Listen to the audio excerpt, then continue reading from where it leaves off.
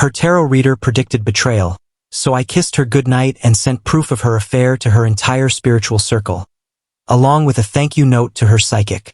My name is Julian, 31, and up until recently, I was in what I thought was a solid, nearly 4-year relationship with Elena, 29. We weren't just casually dating, we had fully merged our lives. We shared a 2-bedroom apartment in Portland, co-parented a lively rescue dog named Maple, and spent evenings tossing around baby names as if our future family was already waiting in the next room. We had names picked out for both a boy and a girl. That's how committed I thought we were. Elena was brilliant, independent, and a little quirky in a way I always admired. When she started getting into tarot readings, I shrugged it off as harmless fun. We even watched those late-night YouTube tarot spreads together, laughing when the cards eerily matched something in our lives. But harmless fun slowly morphed into something more consuming. Elena found an online spiritual mentor named Mariah, who claimed she could channel divine feminine energy from ancient Atlantis. Even saying that out loud sounds absurd, but Elena was fascinated. Mariah offered intensive mentorship programs for $600 a month, complete with weekly Zoom calls and energy cleansing rituals. Elena signed up without hesitation.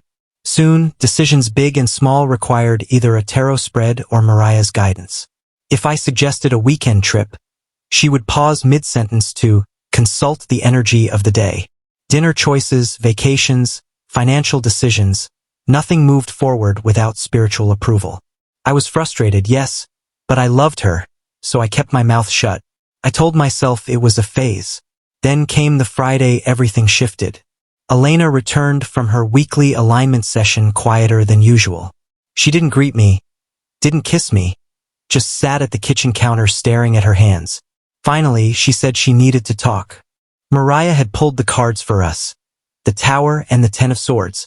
According to her, betrayal was coming for our relationship. I blinked, trying to process. Betrayal from who? I asked. Elena didn't know. Just that her intuition would recognize it and that maybe we should pause our connection before it happens. She said it with such grave seriousness, as if this was a matter of life and death, as if the cards were gospel. I didn't yell. I didn't argue. I just nodded slowly and said, if betrayal is destined, we shouldn't fight the universe. Relief washed over her face like I had saved her from an argument. She went to bed early, saying she needed to process the energetic shift. I sat on the couch for hours, staring at the blank TV screen, feeling like I was living someone else's script. Something about it all felt wrong. It wasn't a warning. It was a setup. That night, while she slept, I opened my laptop.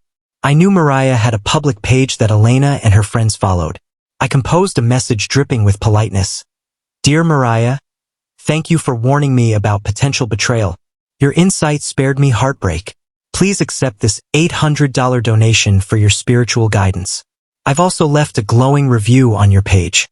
Namaste, Julian. Then I tagged her in a private spiritual group where I knew Elena's circle would see it. If betrayal was coming, I wanted to be ready. The next morning, Elena acted like nothing had changed. Coffee, dog feeding, casual chatter. But while she showered, I logged into our shared cloud account. All our phones automatically backed up there. And that's when I found him. Ben. The name appeared in messages more times than I could count. At first, I assumed he was another spiritual coach or a member of her retreat group. But as I scrolled, the tone made my stomach sink. Julian has no idea, but I feel like the universe is finally aligning us. One message read. Another said, when I'm around you, I feel like my true feminine self.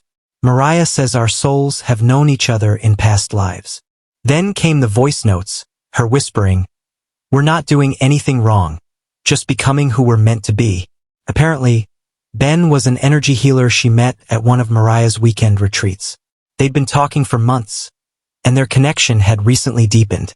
Mariah had encouraged it, calling their bond a karmic invitation and divine masculine alignment. So no, betrayal wasn't coming. It had already arrived, dressed in sage smoke and spiritual jargon. I didn't rage. I didn't scream. I just sat with the cold clarity that the woman I loved was carefully engineering my exit under the guise of conscious separation. She was planning to let me go gently while Ben slowly took my place. That night, I emailed Ben, CCing his yoga studio. Thank you for guiding Elena through her transformation. Your bond clearly transcends timelines. Hope the universe is kinder to you than it was to me. No threats, no insults, just calm truth in their own language. The fallout came swiftly. Elena found the email and confronted me, accusing me of violating her spiritual privacy. I just said, Mariah warned me about betrayal, remember? I'm simply honoring the prophecy. She walked out silent. From there, I moved in quiet steps, canceling our joint mortgage application, transferring Maple's care to her, and slowly packing my life into bags. By the weekend, I was gone. No dramatic goodbye, just a clean break. I left a final note. You were right to trust the cards. The tower always brings necessary endings.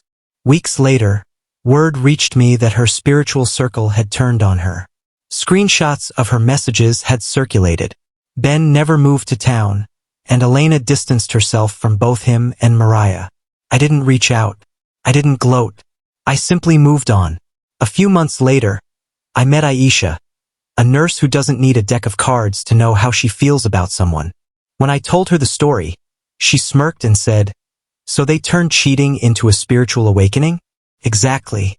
I'm not against spirituality, but I've learned that some people don't seek growth. They seek permission. Permission to lie, to cheat, to rewrite reality in a way that lets them feel enlightened while hurting the people who trusted them. But I learned to trust something more reliable than cards or mentors, my own instinct. Because when the red flags start waving, you don't need a tarot reading to know it's time to walk away. In the weeks that followed, I didn't reach out to Elena, and she didn't reach out to me. I stayed with a friend for a while before settling into a new apartment across the river. Life was quiet, simple, and free of constant card readings and spiritual consultations. But the echoes of our breakup traveled through her circle faster than I expected. Screenshots of my emails and her messages started circulating in their private groups. A mutual friend sent me a screenshot of Mariah's Instagram post, a cryptic caption about energetic betrayal and the consequences of misaligned hearts. It was obviously aimed at me, but I didn't respond.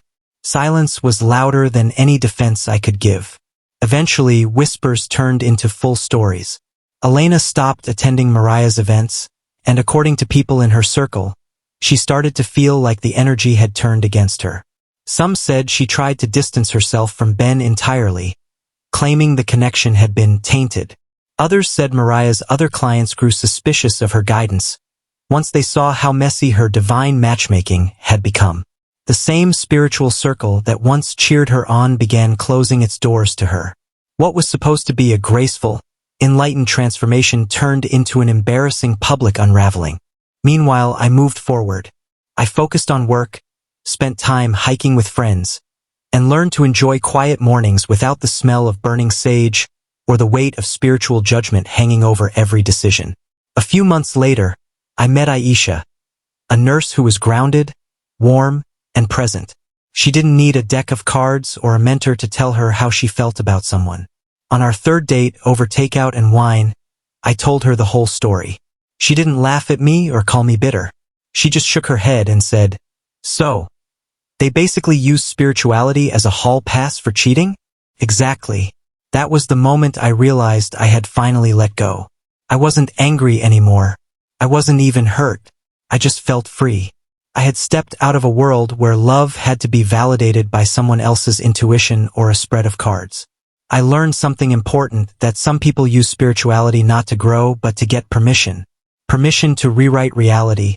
Permission to hurt someone who trusted them, all while pretending it's part of a higher path. But me? I learned to trust the one thing that had been right all along, my own instincts. Because when the red flags start waving, you don't need the tower card to know it's time to walk away.